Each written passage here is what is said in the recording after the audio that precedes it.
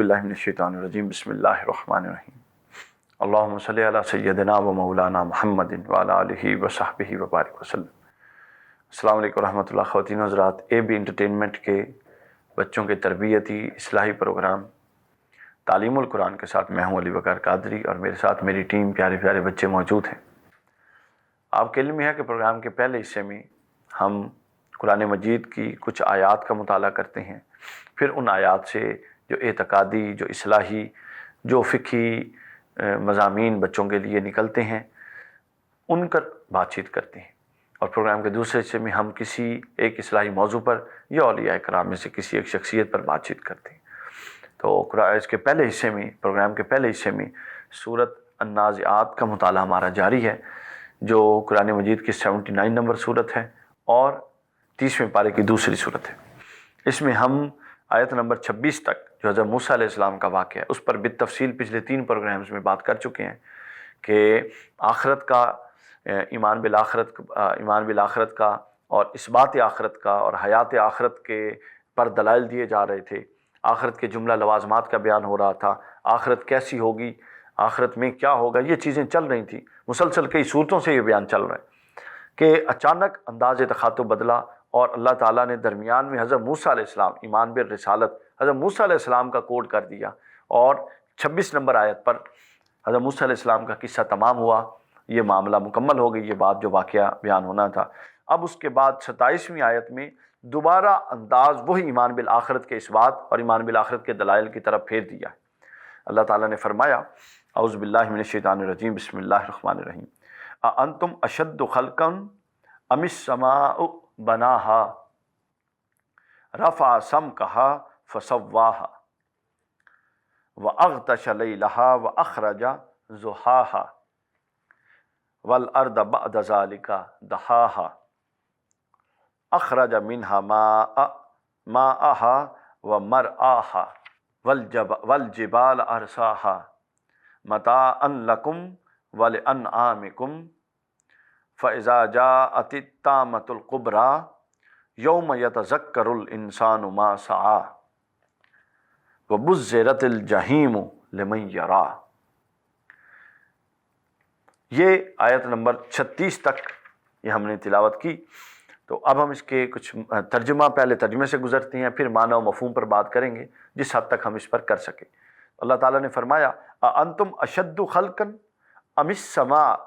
ये पूरी पीछे जो अल्लाह ताला ने दलाइल बयान कर दिए और फिर हज़रत मूसा अलैहिस्सलाम का पूरा वाक़या बयान करके फ़िरौन के साथ जो मुकालमा था वो बयान करके और फ़िरौन के अंजाम को बाइस इबरत करार देकर अब अल्लाह ने फरमाया कि ए कुफ़ार व मुशरिकीन, अब ये सारी बात समझ के अब तुम बताओ, क्या जो मुनकरे आखरत थे, जो आखरत में दोबारा जो अल्लाह ने तख्लीक करना था दूसरा जहान, आखरत की दुनिया, उसके मुनकर थे आखरत के आलम के। अल्लाह ने फरमाया, क्या तुम्हारा पैदा करना ज़्यादा मुश्किल है या पूरी कायनात समावी का जिसे उसने बनाया?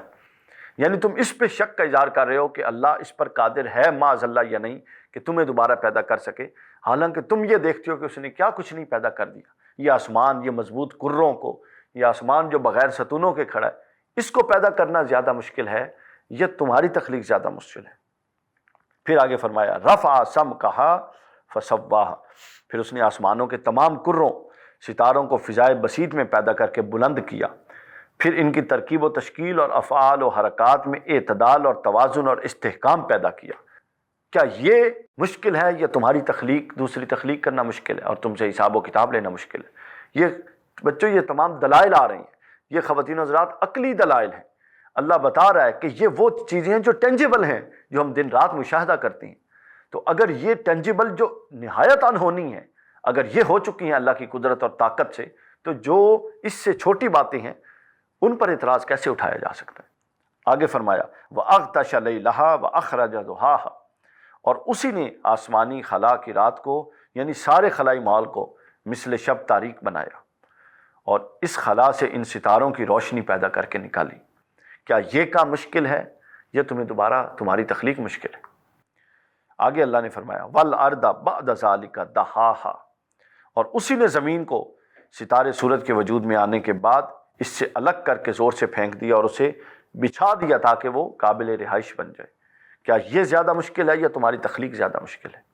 آگے فرمایا اخرج منہا ماءہا ومرعاہا، اور اسی نے زمین میں سے اس کا پانی الگ نکال لیا، اور بقیہ خشک قطعات میں سے نباتات، سبزیاں، غلے، پھل، یہ سب کچھ پیدا کیے۔ بتاؤ، یہ زمین کے سینے سے زمین کو یوں بچھانا اور زمین کے سینے سے یوں پانی کے چشمے نکالنا اور زمین کے سینے سے یوں پھل، سبزیاں اور خوبصورت اور خوشبودار چیزیں نکالنا، یہ زیادہ مشکل ہے یا تمہاری تخلیق زیادہ مشکل ہے؟ آگے فرمایا والجبال ارساہا، اور اسی نے بعض مادوں کو باہم ملا کر زمین سے محکم پہاڑوں کو ابھارا۔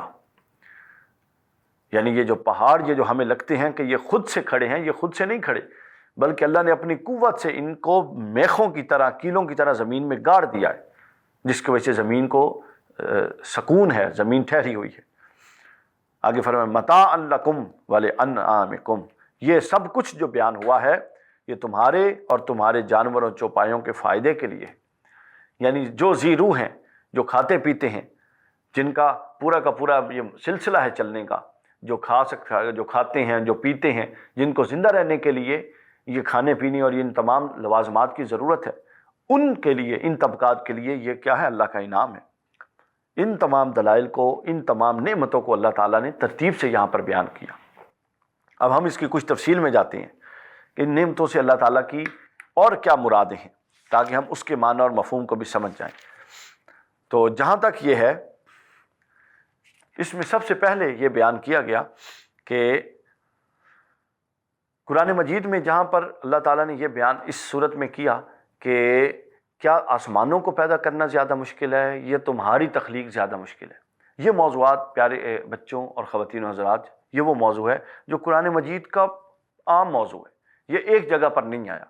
ایک تو میں نے آپ کو بتا دیا سورہ النازعات میں، اس کے بعد سورہ المؤمن میں بھی آیا۔ اللہ تعالیٰ نے فرمایا آسمانوں اور زمینوں کو پیدا کرنا انسانوں کو پیدا کرنے سے ضرور بہت بڑا کام ہے۔ لَخَلَقُ السَّمَاوَاتِ وَالْأَرْضِ أَكْبَرُ مِنْ خَلْقِ النَّاسِ۔ اسی طرح آگے بتایا کہ آپ ان سے سوال کریں، انہی کفار کا دعویٰ اللہ نے نقل فرمایا سورہ لقمان میں آیت نمبر 25 میں، آپ انہی کفار سے سوال کریں کہ یہ آسمان اور یہ زمین کس نے بنائے؟ حضور سے پوچھا تو حضور صلی اللہ علیہ وسلم کو اللہ نے فرمایا کہ ان سے سوال کریں کہ یہ سب کچھ کس نے بنایا، تو وہ ضرور بھی ضرور کہیں گے، قرآن کے لفظ ہیں وَلَئِن سَأَلْتُهُمْ مَنْ خَلَقَ السَّمَاوَاتِ وَالْأَرْضِ لَيَقُولُنَّ اللَّهُ، وہ کہیں گے ضرور بھی ضرور اللہ نے بنائے۔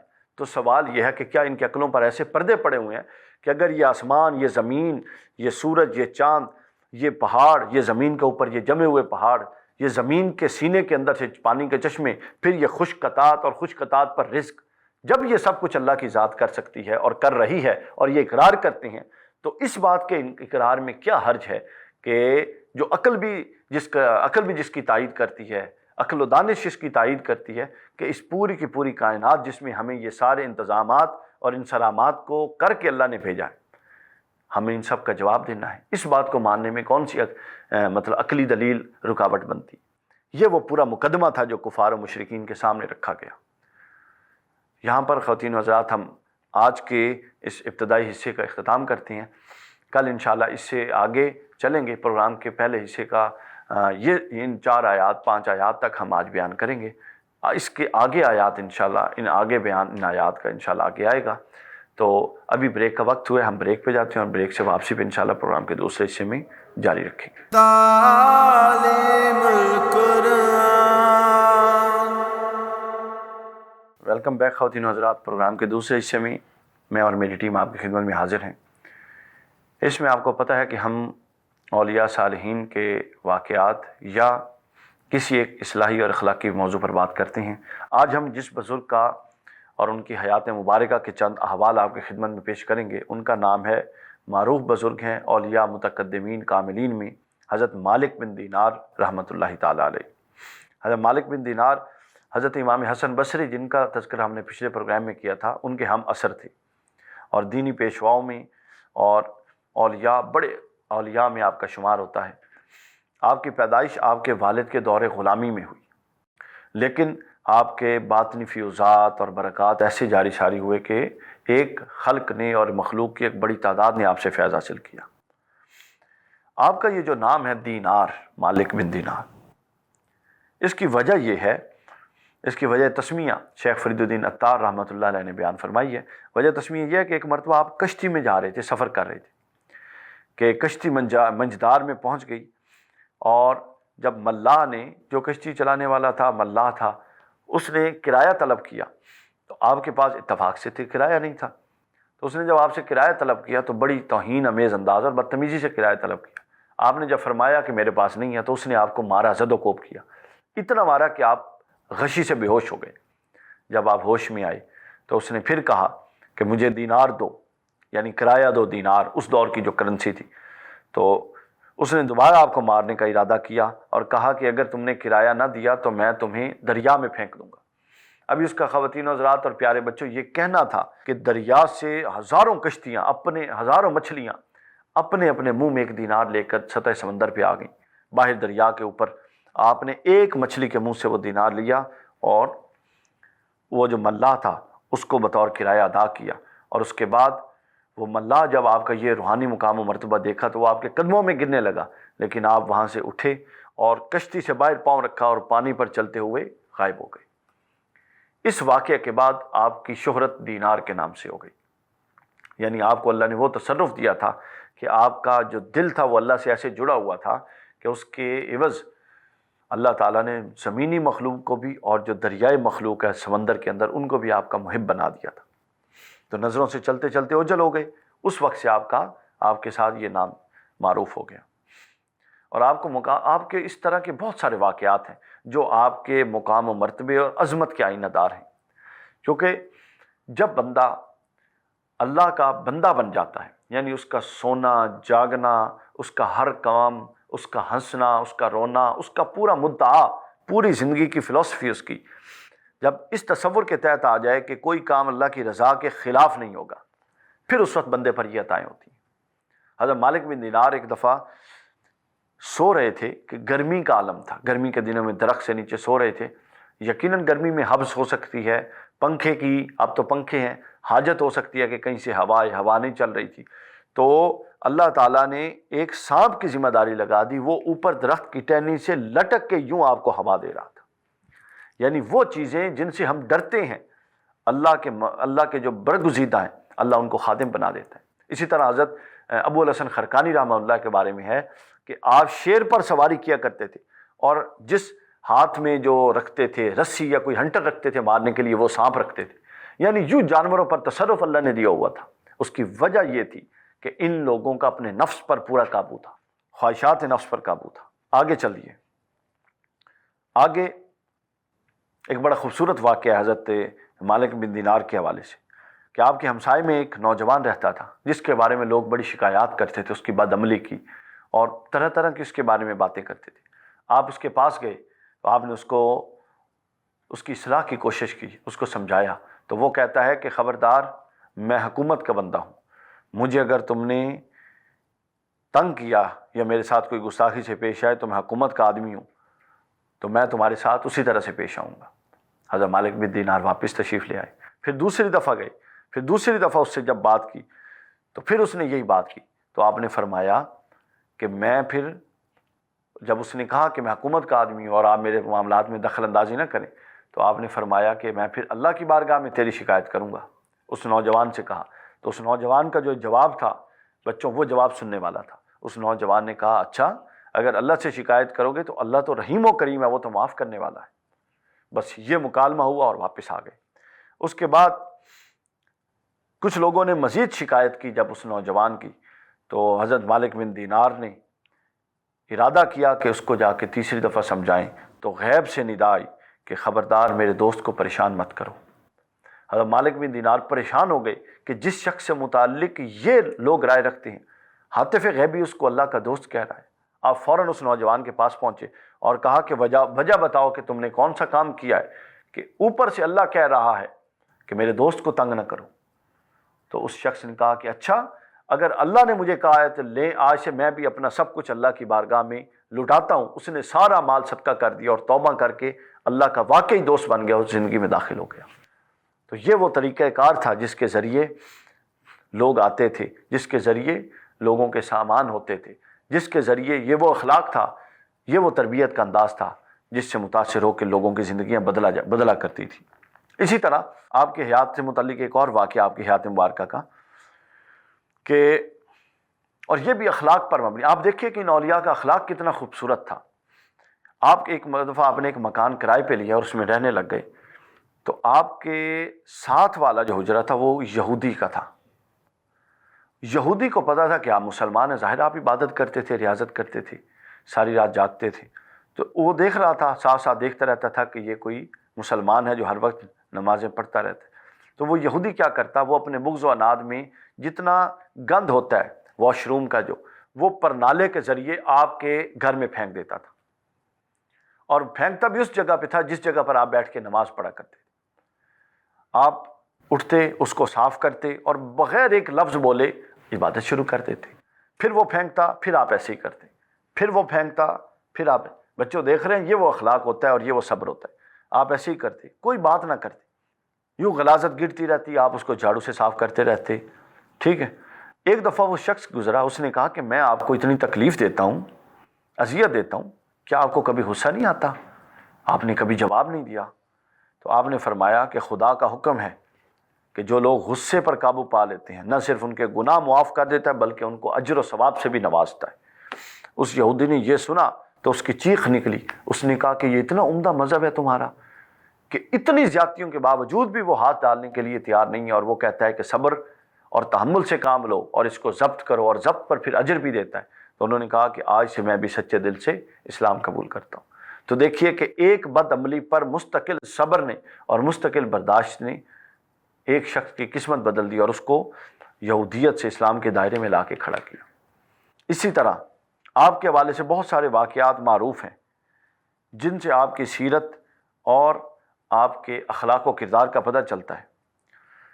منقول ہے آپ کے حوالے سے کہ کسی نے مرتے وقت آپ سے وصیت کرنے کی خواہش کی اور فرمایا کہ مجھے کچھ وصیت فرما دیجیے، تو آپ نے فرمایا کہ وصیت یہ ہے کہ تقدیر الہی پر راضی رہ تاکہ تجھ کو عذاب حشر سے نجات مل سکے۔ اور دوسری ایک روایت میں آپ نے فرمایا کہ اللہ تعالیٰ نے حضرت موسیٰ کو بذریعہ وحی یہ حکم دیا کہ فولادی عصا لے کر زمین پر چلو اور ہر جدید اور عبرت انگیز شے کی جستجو کرو، اور اس کے ساتھ اس وقت تک ہماری حکمت و نعمت کا مشاہدہ کرتے رہو جب تک جوتے نہ گھس جائیں اور عصا نہ ٹوٹ جائے۔ اس کا مفہوم آپ یہ بیان کرتے ہیں کہ اس کا مفہوم یہ ہے کہ ضبط و فکر سے کام لے، ہمیشہ اچھائی کے جستجو میں رہ، ہمیشہ آگے بڑھنے کی کوشش کر۔ یہ آپ کے کلمات ہیں، یہ آپ کی نصیحتیں ہیں کہ جوتے گھسنے سے مراد ہے آخری حد تک نیکی میں آگے جانے کی کوشش کریں، یعنی بساط بھر جو ہم کر سکتے ہیں، یہ جو آپ کر سکتے ہیں وہ کرنے کی کوشش کریں، اس کے بعد اللہ سے دعا کریں اور اللہ کی طرف رجوع کر کے بیٹھ جائیں۔ اور پھر آپ نے فرمایا اللہ نے حضور کی امت کو 2 ایسی نعمتیں عطا کی ہیں جو جبرائیل اور میکائیل کو بھی عطا نہیں کی۔ فرمایا اول یہ کہ جو اللہ کو یاد کرتا ہے حضور کا امتی، اللہ اس کو یاد کرتا ہے، اور دوسری یہ کہ جو اللہ سے دعا کرتا ہے اللہ اس کی دعا سنتا ہے۔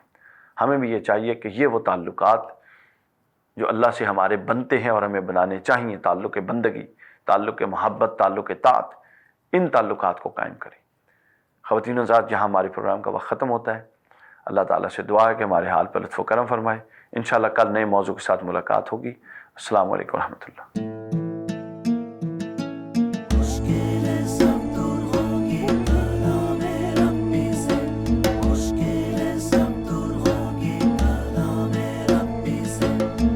تا